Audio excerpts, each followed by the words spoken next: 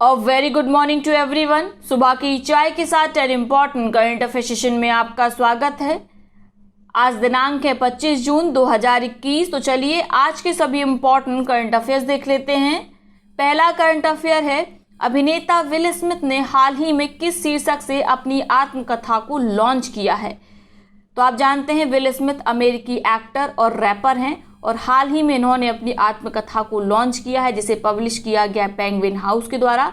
आत्मकथा का नाम क्या है तो नोट करिए, विल है आत्मकथा का नाम। क्लियर, विल स्मिथ की आत्मकथा का नाम विल है।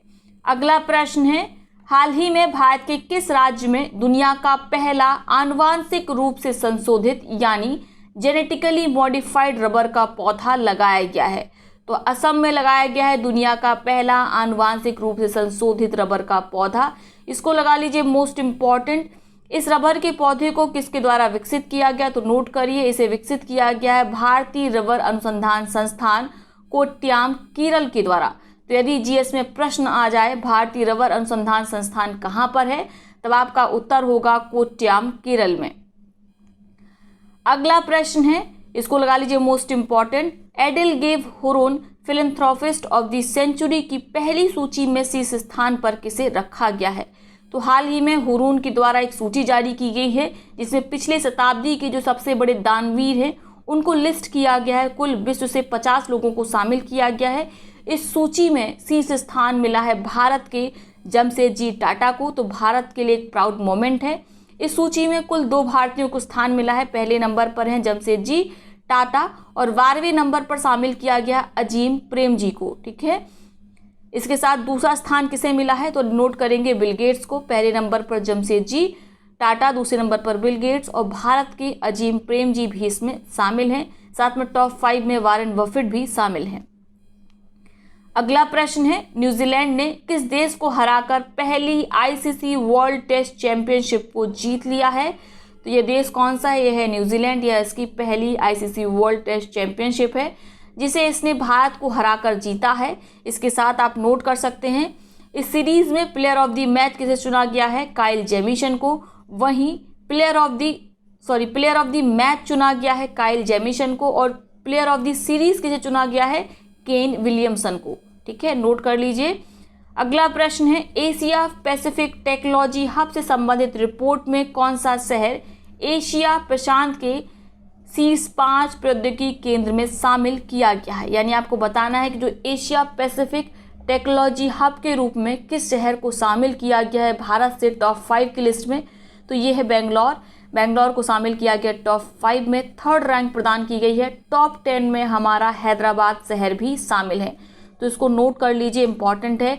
अब आप चाहें तो लिख सकते हैं कि पूरी रिपोर्ट का नाम क्या है। तो पूरी रिपोर्ट का नाम है growth engine of innovation, how Asia Pacific technology hub are reshaping regional real estate. ठीक है, और इसी रिपोर्ट में शामिल किया गया है बेंगलोर को 3rd स्थान पर और टॉप 10 में शामिल किया गया हैदराबाद को। आप चाहें तो सिंपल याद रख सकते हैं एशिया पैसिफिक टेक्नोलॉजी हब के रूप में, बेस्ट टेक्नोलॉजी हब के रूप में किसे शामिल किया गया है। शीर्ष स्थान चाइना के शहरों को मिला है, वह है बीजिंग, संघाई।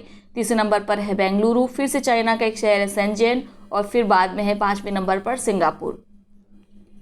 अगला प्रश्न है, 2021 के लिए central European university open society पुरस्कार से किस राज्य के स्वास्थ्य मंत्री को सम्मानित किया गया है। तो इसको लगा लीजिए मोस्ट इम्पॉर्टेंट। ये स्वास्थ्य मंत्री पिछले कई सालों से लगातार सम्मानित हो रही हैं अपने जो इन्होंने दृढ़ निश्चय रूप से स्वास्थ्य सेवा को किया है, स्वास्थ्य क्षेत्र में जो कार्य किया है उसको कई विश्व के जो बड़े बड़े संस्थान हैं उन्होंने रिकॉग्नाइज किया, इनको सम्मानित किया। तो आपको याद रखना है सेंट्रल यूरोपियन यूनिवर्सिटी के ओपन सोसाइटी पुरस्कार से सम्मानित किया गया है केरल की स्वास्थ्य मंत्री को, जिनका नाम है के शैलजा। इनके नाम से आप ऑलरेडी परिचित होंगे, इनको कई बार आप करंट अफेयर्स में पढ़ चुके हैं। ठीक है, अगला प्रश्न देखते हैं, देश की दूसरी भारतीय महिला कौन है जिन्हें अंतर्राष्ट्रीय मुक्केबाजी संघ आईबा की कोच समिति का सदस्य नियुक्त किया गया है। तो इनका नाम है डॉक्टर तड़ांग मीनू। ये अरुणाचल की हैं, अरुणाचल की पहली ऐसी महिला है जिन्हें शामिल किया गया है आईबा के कोच समिति के सदस्य के रूप में। साथ में दूसरी भारतीय महिला भी हैं। पहली भारतीय महिला कौन थी, मैरी कॉम थी, नोट कर सकते हैं आप। इसके साथ आप नोट करेंगे अंतर्राष्ट्रीय मुक्केबाजी संघ की स्थापना 1946 में की गई। आइबा का मुख्यालय लुसाने स्विट्जरलैंड में है। वर्तमान में इसके अध्यक्ष डॉक्टर मोहम्मद मुस्तहसानी हैं। क्लियर। अगला प्रश्न है, भारतीय अमेरिकी रसायनज्ञ सुमित्रा